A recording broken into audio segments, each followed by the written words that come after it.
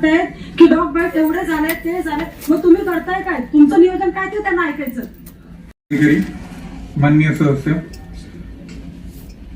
सर्वप्रथम जो मुद्दा होता एबीसी सेंटर बद्दलचा, आपण सर्वसामान्य सदस्यांनी उल्लेख केल्याप्रमाणे त्या विषयाच्या अनुषंगाने यापूर्वी देखील सभागृहामध्ये चर्चा झालेली होती.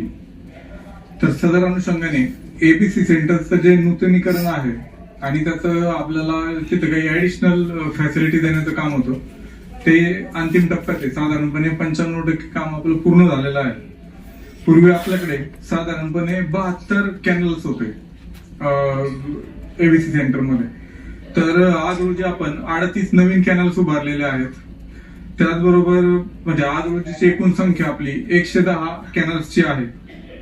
एबीसी सेंटर मध्ये ज्या बेसिक गोष्टींच्या अडचणी होत्या, यस मॅडम, ची माहिती आहे साहेब. पीठासीन अधिकारी, आज रोजी आपल्याकडे 110 कॅनल्स उपलब्ध आहेत. पूर्वीचे मी सुरुवातीला म्हटल्याप्रमाणे पूर्वीचे 72 आणि नवीन 38 आपण कॅनल्स उभारलेले आहेत. त्याचबरोबर त्या ठिकाणी जे नूतनीकरण अपेक्षित होतं, बरीच दुरुस्ती होती, ती दुरुस्ती पूर्ण झालेली आहे. आपलं सर्वात महत्वाची गोष्ट होती ते ऑपरेशन थिएटर त्या ठिकाणचं. तर ऑपरेशन थिएटर देखील अद्ययावत करून पूर्वी आपल्याकडे त्या ठिकाणी साधारणपणे एक टेबल होता, ऑपरेशन टेबल, तर त्या ठिकाणी आता ऑपरेशन टेबल 2 करण्याचं नियोजन करण्यात आलेलं आहे. त्याचबरोबर त्या ठिकाणचं विद्युतीकरणाचं काम, सिव्हिलचं काम, त्याचबरोबर जुनं जे पाईपलाईन ड्रेनेज वगैरे होतं तर ते काम देखील पूर्ण झालेलं आहे. आणि आज रोजी साधारणपणे आपली प्रतिदिवस 40 ते 45 श्वान निर्बीजीकरण करण्याची क्षमता आहे, जी की पूर्वी साधारण 30च्या आसपास होती. तर हा प्रथम प्रश्न होता एबीसी सेंटरच्या नूतनीकरणाबद्दलचा, माननीय पीठासीन अधिकारी महोदय. दुसरा मुद्दा जो उपस्थित केला गेला होता आज चर्चेच्या वेळी, त्यामध्ये रुक्मिणीबाई रुग्णालय जे आहे आपलं, त्या ठिकाणी 9 ऑगस्ट रोजी जी डॉग बाईटची घटना होती आणि त्या अनुषंगाने काही बातम्या प्रसिद्ध झाल्या होत्या. तर माननीय पीठासीन अधिकारी महोदय, त्या अनुषंगाने 9 ऑगस्ट 2024 रोजी रुक्मिणीबाई रुग्णालयामध्ये 58 रुग्ण डॉग बाईटची अनुषंगाने दाखल झालेले होते पूर्ण त्या 24 तासांमध्ये. मात्र प्रत्यक्षात आपले जे मेडिकल ऑफिसर आहेत ऑन ड्युटी त्यावेळेचे, त्यांच्याकडून बोलताना न्यूज चॅनलशी बोलताना साधारणपणे 120 किंवा 130 डॉग बाईट्स असाव्यात अशा अर्थाचं एक वक्तव्य गेलेलं होतं. तर सदर अनुषंगाने आपले जे संबंधित मेडिकल ऑफिसर आहेत त्यांना आपण शोकॉज नोटीस दिलेली होती. तर त्या अनुषंगाने त्यांचा खुलासा देखील प्राप्त झालेला आहे.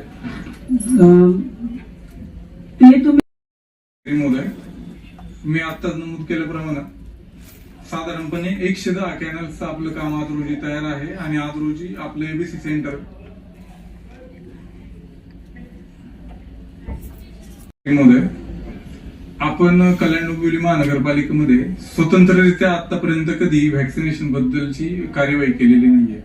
आपण कायम एबीसी सेंटर ज्यावेळी आपलं ऑपरेशन मध्ये असतं त्यावेळी ज्यावेळी आपण श्वान पकडून आणतो स्टरलायझेशनसाठी, त्याच वेळी त्यांच्यासाठी आपण अँटीरेबीज व्हॅक्सिनेशन देखील त्यांना देत असतो. माननीय सदस्यांनी जो प्रश्न उपस्थित केलेला आहे की आपण त्या व्यतिरिक्त नियमित मोठ्या प्रमाणात ड्राईव्ह घेऊन आपण अँटीरेबीज व्हॅक्सिनेशन करणं अपेक्षित आहे, या पद्धतीचा तो प्रश्न आहे या स्वरूपाचा.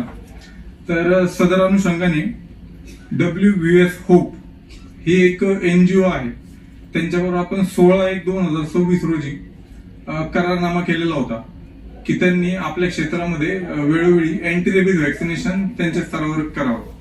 हे अँटीरेबीज व्हॅक्सिनेशन करत असताना एक मोठी मर्यादा अशी असते की इतर जसे पाळीव प्राणी आपल्याला इमिजिएटली अवेलेबल होतात, तसे श्वान बऱ्याचदा इतर कोणी लोक गेले तर बऱ्याचदा म्हणजे सापडत नाही इमिजिएटली.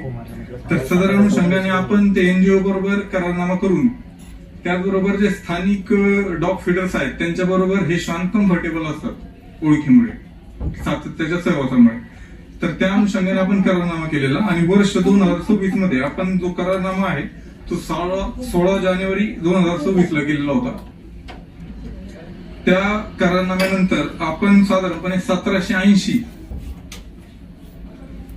साधारणपणे 1780 इतक्या श्वानांना आपण अँटी रेबीज व्हॅक्सिनचा डोस दिलेला आहे या साधारण 7 महिन्यांमध्ये. मात्र अर्थातच सर्वांनीच तो मुद्दा वेळोवेळी उपस्थित केलेला आहे की ही जी संख्या आहे 1780 ही आपल्याकडे असणारी प्रत्यक्ष श्वानांची संख्या विचारात घेता अत्यंत कमी आहे. सदर अनुषंगाने आपण महानगरपालिकेमार्फत अग्रेसिव्हली कशा पद्धतीनं नियोजन करता येईल सदर श्वानांना व्हॅक्सिनेशनसाठी तर त्याबाबतची कार्यवाही सुरू केलेली आहे.